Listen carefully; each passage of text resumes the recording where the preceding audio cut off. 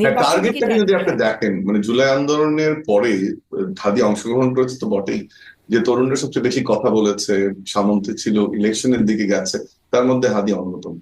এবং এটা খুবই দুঃখজনক, ইভেন ইনক্লুডিং মি, যারা আমরা আন্দোলনে ছিলাম, আমিও কিন্তু এক ধরনের থ্রেট ফিল করছি যে এই ঘটনাটা ঘটার পরে একটা জীবন সংহারের মতো অবস্থা তৈরি হয়।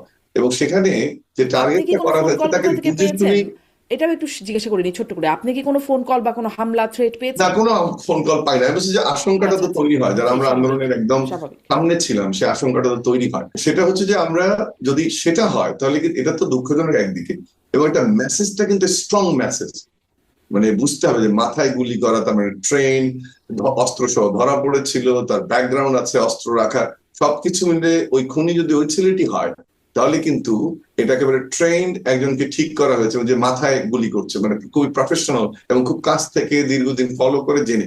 এটা অবশ্যই এই যে নির্বাচন বানচাল করা শুধু না, দেশকে অস্থিতিশীল করা, যে পক্ষগুলো এখন আছে তাদের মধ্যে দ্বন্দ্ব সংঘাতের সৃষ্টি করে। তুষার একটু বলার চেষ্টা করে যে অনেক পক্ষ নির্বাচন চায় চায় না, এই ডিবেট গুলো অনেক থেকে হচ্ছে, এবং সেটা মোটা দাগে এর ইম্প্যাক্টটা এখানে শেষ হওয়ার কোনো আমি আশঙ্কা দেখি না। এটা দীর্ঘমেয়াদী একটা আশঙ্কা তৈরি হলো, যেটা শুধু আর একটা জিনিস মাথায় রাখতে হবে, যে এই যে মেসেজটা গেল নির্বাচনী প্রচারণা, যেমন একদিক থেকে একটা আশঙ্কা তৈরি করলো, বাধা সৃষ্টি হবে মনস্তাত্ত্বিক এবং বাস্তব জগতে, একই সাথে আন্তর্জাতিক ভাবেও কিন্তু মেসেজটা খুব খারাপ গেল, যে ঠিক গণতান্ত্রিক উত্তরণের প্রথম যে ধাপটি তফসিলের পরের দিনে এরকম একটা ঘটনা ঘটলো, এটি খুবই দুঃখজনক।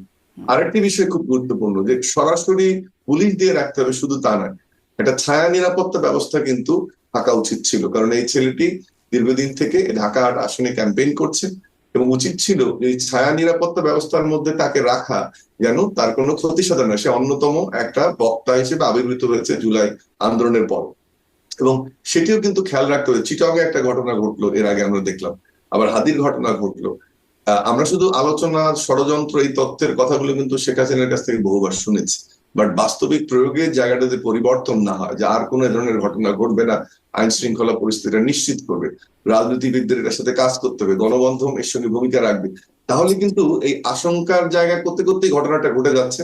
আমরা চাপিয়ে দিচ্ছি কিসে, যে এই ষড়যন্ত্র তত্ত্ব, কারা নির্বাচন করছে, বানচাল করছে, এর মধ্যে কিন্তু ঘটনাগুলো যে ঘটে যায়, তার যে প্রিএমটিভ অ্যাকশন, সেটা কিন্তু নেওয়াটা এখন সবচেয়ে জরুরি। সেটা যদি না নেওয়া যায়, আমি আমি আমার আশঙ্কাটা ভুল প্রমাণিত হোক, বাট এই প্রিএমপ্টিভ আশঙ্কাটা পুরো অ্যাকশনের কথা যেটা নির্বাচন প্রক্রিয়া বলছেন, থাকবে।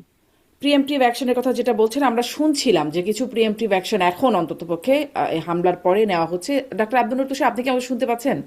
তাহলে একটু ওই প্রসঙ্গটাই, যে নির্বাচন বা যারা বানচাল করতে চায়, আমি শেষ করি বলছিলাম আপনার যে যারা বক্তব্য। জি। নির্বাচন পেছাতে চায়, কিংবা এরপরে দেখবেন যে যারা নির্বাচন পিছিয়ে দেওয়া হোক, অথবা আপাতত নির্বাচন আর হবে না বিচার না হওয়া পর্যন্ত, এইসব কথা যারা বলবে, আমার ধারণা তারা একটা বড় বেনিফিশিয়ারি। বেনিফিশিয়ারি মানে যে হত্যার সাথে জড়িত ব্যাপারটা তাই না, কিন্তু এটাকে কাজে লাগিয়ে এটা বেনিফিট পাওয়ার চেষ্টা অনেকে করছে। কেউ তাদের ব্যক্তিগত শত্রুতা হাসিল করার চেষ্টা করছে, কেউ তাদের গোষ্ঠীগত শত্রুতা হাসিল করার চেষ্টা করছে, কেউ ট্যাগানোর যে রাজনীতি যেটা করে তারা এত বিখ্যাত এখন, এই ট্যাগানোর রাজনীতির মধ্যে প্রবেশ করেছেন, নতুন করে আবার ট্যাগানো শুরু করেছেন। অর্থাৎ এই বড় ঘটনাটায় যারা প্রকৃত দায়ী ব্যক্তি তাদেরকে খুঁজে বের না করে, বরং ডাইনে বামে যার যার ব্যক্তিগত ঈর্ষা, হিংসা, বিদ্বেষ, ক্রোধ, এগুলি হাসিল করার জন্য কিছু লোক নেমে পড়েছেন। এটা খুবই নিন্দনীয়, এবং এইটা আসলে আমাকে খুব দুঃখ দেয়। বাংলাদেশের মতো এত জনবহুল একটি দেশে একজন তরুণ রাজনীতিবিদকে এইভাবে হত্যার প্রচেষ্টা করা হবে, কিন্তু তার আশেপাশের লোকজন সহ বিভিন্ন মানুষেরা নানান মানুষকে অপমান করে, কিংবা কাউকে ট্যাগ করে, কাউকে মিথ্যা অপবাদ দিয়ে তারা এক ধরনের ধোঁয়াশা তৈরি করবেন, এটা আশা করা যায় না। মূল দাবি হওয়া উচিত, যেই হোক এই হত্যাকারী এবং এই হত্যার পরিকল্পনাকারী, তাদেরকে আইনের আওতায় আনতে হবে, বিচার করতে হবে। কে কোন পক্ষে তাদের কিচ্ছু আসা যায় না। বাংলাদেশের যে কোনো হত্যা অপরাধ, এবং হত্যার বিচার হতে হবে, এবং এই হত্যা প্রচেষ্টারও বিচার হতে হবে। ফলে জি। তাকে যেভাবে আহত করা হচ্ছে, এটা তো হত্যা প্রচেষ্টা।